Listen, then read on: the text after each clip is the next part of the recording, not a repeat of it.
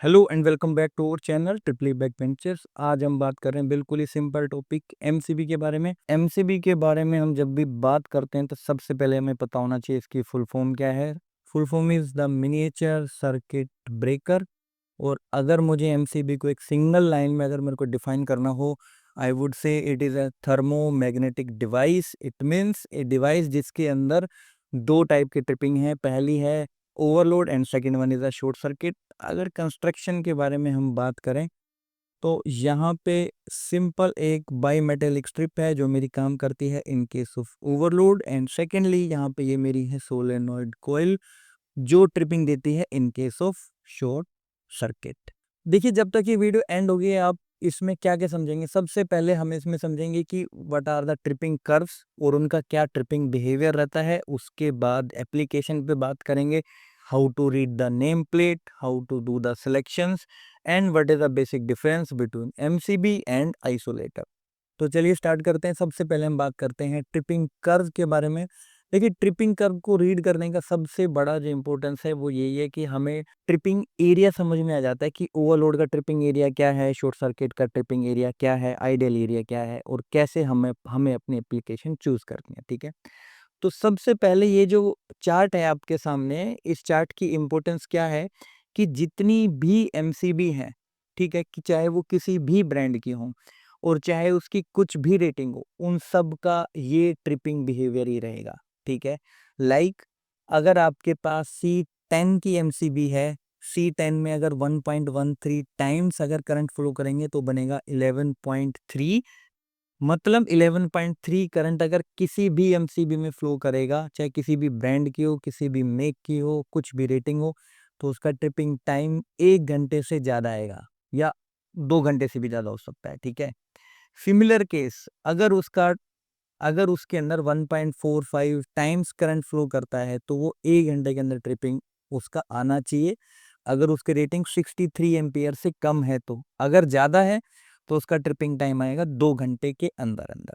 ठीक है, similar case में अगर हम 2.55 टाइम्स अगर करंट वहां पे फ्लो करता है और रेटिंग 32 एम्पियर से कम है तो उसका ट्रिपिंग रेंज रहेगा 1 to 60 सेकेंड। बट अगर रेटिंग 32 एम्पियर से ज़्यादा है तो ट्रिपिंग टाइम रहेगा 1 second to 120 second, means 1 second to approximate 2 minutes. ठीक है, अभी ये समझ आने के बाद अब हम बात करते हैं ट्रिपिंग कर्व के ऊपर। इस कर्व को समझने से पहले मैं एक कर्व आपको और दिखाता हूँ। ऐसा हमने जैसे कहा था कि 1.13 टाइम्स कभी भी फ्लो होगा तो उसका या तो ट्रिपिंग आना नहीं चाहिए, अगर आएगा तो वो 1 घंटे से भी ज़्यादा आना चाहिए। फॉर योर क्विक अंडरस्टैंडिंग हम करते हैं। यहाँ पे मेरा बनेगा 1.45 और 1.45 अप्रोक्सीमेट बीच में बनेगा। और अगर हम यहाँ पे लगाते हैं तो मेरा कुछ आएगा 1.13 एम्पियर। तो आप यहाँ पे देख सकते हैं it is almost no tripping zone है। ठीक है, इसके बाद अगर हम बात करते हैं 1.45 टाइम, मतलब अप्रोक्सीमेट इसका आधा, और वहाँ पे था कि 1 घंटे के आसपास उसका ट्रिपिंग टाइम आना चाहिए। तो अगर मैं बिल्कुल सेंटर से लाइन अगर मैं ड्रॉ करता हूँ इसके सेंटर तक ऐसे, तो अब देखिए 1000 से 5000 के बीच में आ रहा है, मतलब 3600 सेकंड के आसपास, 3600 सेकंड कुछ यहाँ पे होगा इसका। ठीक है, तो इसका ट्रिपिंग टाइम है मेरा अप्रोक्सीमेटली 1 घंटे के आसपास आ रहा है। ठीक है, और जब मैं कहता हूँ 1.45 टाइम्स, मतलब जो भी आपकी रेटिंग है multiply by 1.45। For an example, एक एग्जाम्पल दे के मैं बता देता हूँ आपको।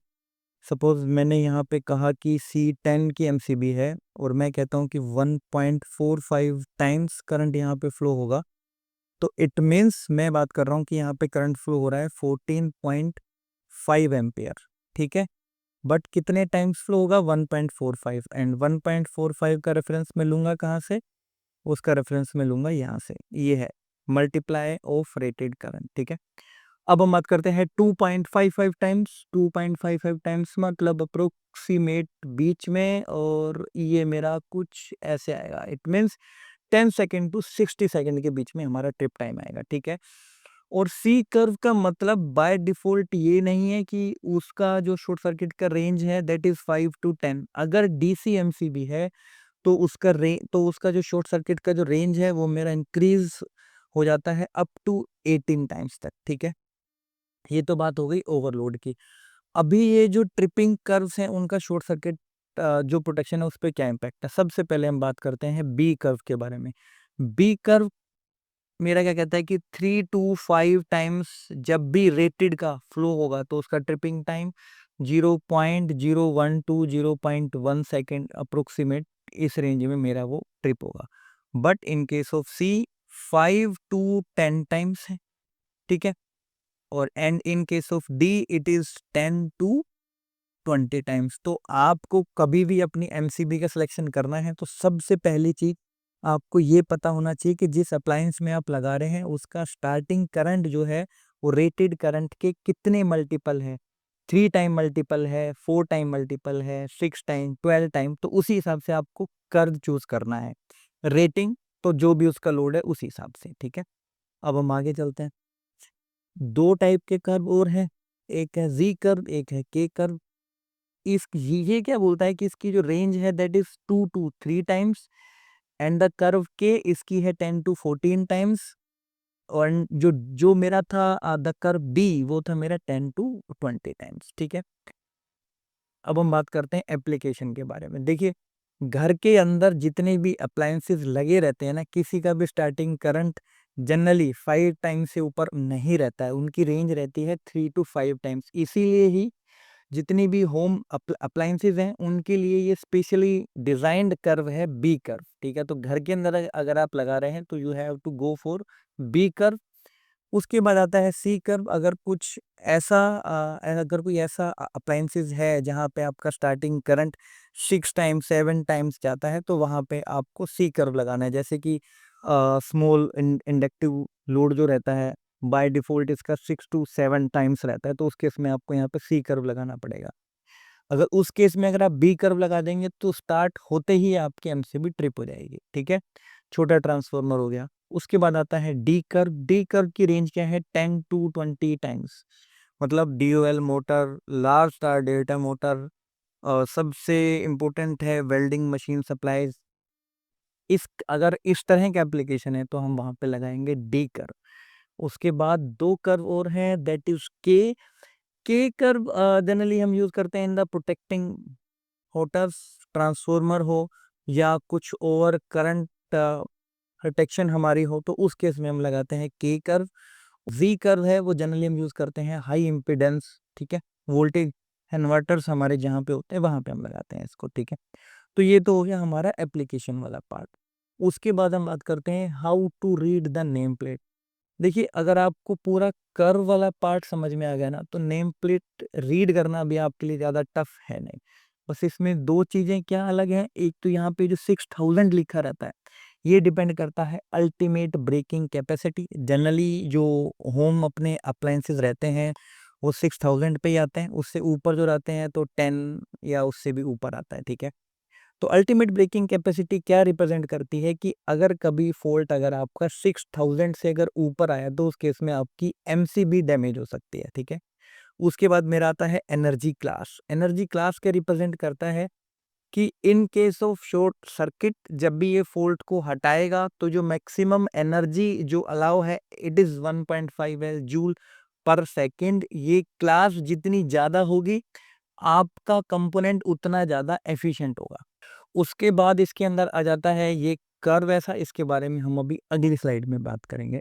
ऑलमोस्ट हर एक टॉपिक पे हमारी बात हो गई है, बस ये वाला पार्ट मेरा यहाँ पे रह गया। देखिए, दो पोल के एमसीबी है, एक जो पोल है वो मेरा बिल्कुल डायरेक्ट है और एक के अंदर यहाँ पे कट ये जो बना रखा है ये क्या है बेसिकली। देखिए, अ, ये वाली जो शेप है मेरी, ये शेप मेरी रिप्रेजेंट करती है सर्किट ब्रेकर को।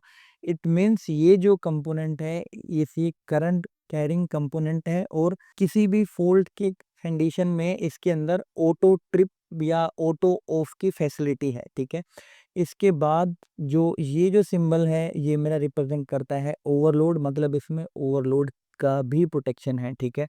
ये मेरा सिंबल रिप्रेजेंट करता है कॉन्टैक्ट्स को और ये सिंबल मेरा रिप्रेजेंट करता है कंप्लीट आइसोलेशन को। तो ये जो फेस है इसके अंदर तो ओवरलोड का भी है, शॉर्ट सर्किट भी है और कभी भी कोई अगर फॉल्ट आएगा तो उस केस में ट्रिप भी होगा। बट एन क्या है, बट जो ये वाला पोल है इसके अंदर देखिए ये भी नहीं है प्लस ये भी नहीं है। इट मीन्स न्यूट्रल के अंदर कोई भी प्रोटेक्शन दिया हुआ नहीं है। अब हम चलते हैं इससे आगे, अब हम बात करते हैं सिलेक्शन के बारे में। देखिए, एमसीबी ना बेसिकली इसका ऑब्जेक्टिव क्या है? एमसीबी का ऑब्जेक्टिव है जो कंपोनेंट हम यूज कर रहे हैं, सपोज अगर हम कोई एसी ही हम यूज कर रहे हैं तो एसी को शॉर्ट सर्किट से बचाना, प्लस एसी में जो वायर जो लगा हुआ है उस वायर को ओवरलोड के केस में उसे प्रोटेक्ट करना, ठीक है।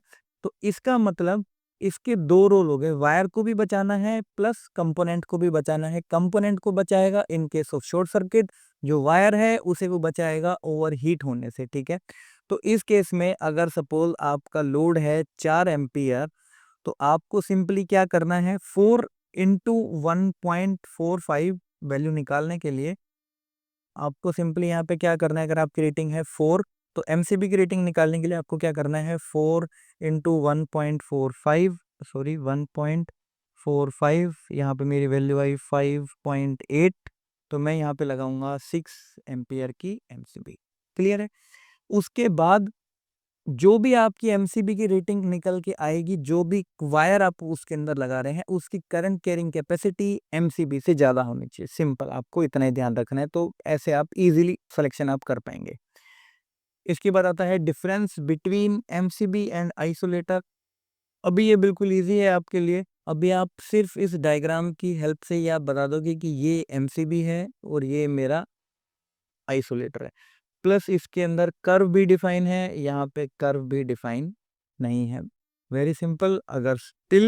अगर इस टॉपिक पे कोई आपको डाउट है तो आप नीचे कमेंट करके मुझे बता सकते हैं। वीडियो अगर अच्छी लगी तो प्लीज़ लाइक एंड सब्सक्राइब करें। Thank you for watching this video.